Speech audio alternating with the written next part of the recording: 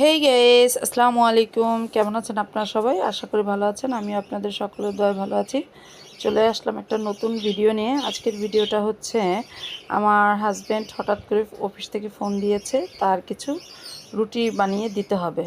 তো আমি জিজ্ঞেস করলাম কেন? তো বলতেছে অফিসে সবাই প্রোগ্রাম করেছে, মানে কিছু কলিগরা মিলে আমরা প্রোগ্রাম করেছি যে হান্ডি বিফ খাবো আর রুটি খাবো। তো এতগুলো রুটি তো আর বাহির থেকে কিনে আনাও পসিবল না, আর দেখা যায় কিনে আনতে গেলেও মানে টাইম নষ্ট হবে। তো এখন আমাকে বলতেছে যে আমাকে তো কিছু রুটি বানিয়ে দিতে হবে, আমি তো তোমার কথা বলেছি। তো সেই ক্ষেত্রে এখন কি করা যায় হাজব্যান্ডের মুখ রক্ষার্থে?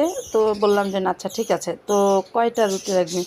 অবাকজনক কথা শুনলে আপনারাও অবাক হবেন। বলতেছে বেশি না, 60 পিস মাত্র রুটি লাগবে। মুখের কথা বলেন, 60 পিস রুটি কি মুখের কথা?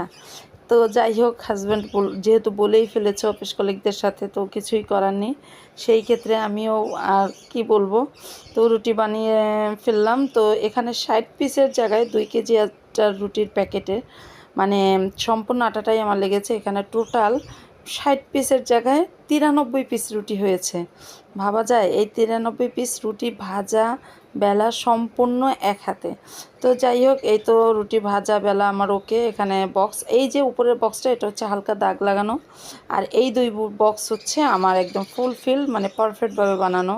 তো যদিও রুটিগুলো ঠান্ডা হয়ে যাচ্ছে, আর অলরেডি ঠান্ডা হয়েও গিয়েছে, কারণ আমি অলরেডি মানে রুটিগুলো একটু ফ্যানের বাতাসে মিলে দিয়েছি এর জন্য, কারণ একসাথে রাখলে ওদিকে রুটিগুলো আর কি নষ্ট হয়ে যাবে। তো যাই হোক, এখন এই রুটিগুলো নিয়ে আর কি উনি আর কি ওনার এক অফিস কলিগ আসবে, তো ওনার কাছে আমি এখন দিয়ে দেবো বক্স করে। ওনারা নাকি হান্ডি বিফ দিয়ে রুটি খাবে।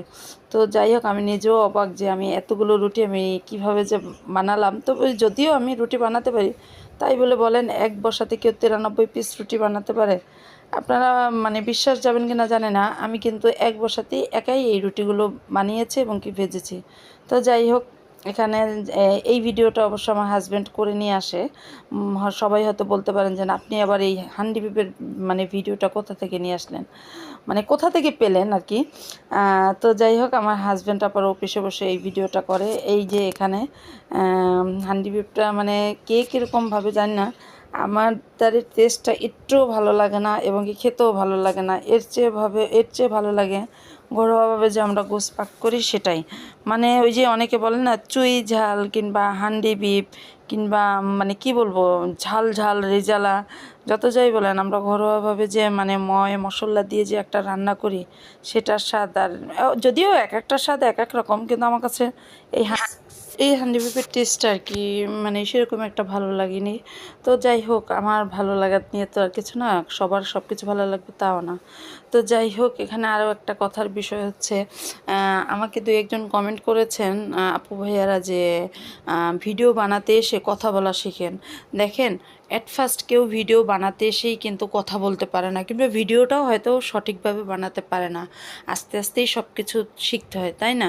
কারণ আমি তো কম বেশি অনেকের ভিডিওই দেখি, কেউ ব্যঙ্গ করে কথা বলে, কেউ আঞ্চলিক ভাষায় কথা বলে, কেউ শুদ্ধভাবে কথা বলে, কেউ শুদ্ধ আনশুদ্ধ মিক্স করে কথা বলে।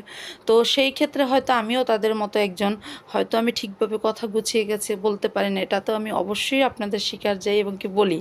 তো এখানে কথা হচ্ছে কি, একবারেই যে সব পারবো তা না, আস্তে আস্তে সব ঠিক হয়ে যাবে। আর আশা করি আপনারাও সেটা মানিয়ে গুছিয়ে নেবেন।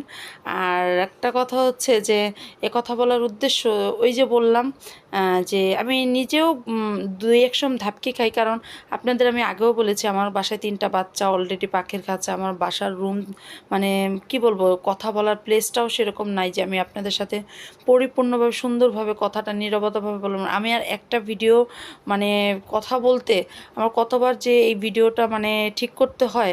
তো যাই হোক, এ বিষয়ে আরেকদিন আপনাদের সাথে সেটা শেয়ার করব। তো আজকের মতো এই পর্যন্তই। সবাই ভালো থাকবেন, আর লাইক কমেন্ট শেয়ার করে দেবেন, অবশ্যই একটা সাবস্ক্রাইব করে দেবেন। আর ভিডিওগুলো এবং কি ভিডিওটা যদি আপনাদের ভালো লাগে, অবশ্যই একটা করে কমেন্ট করে যাবেন।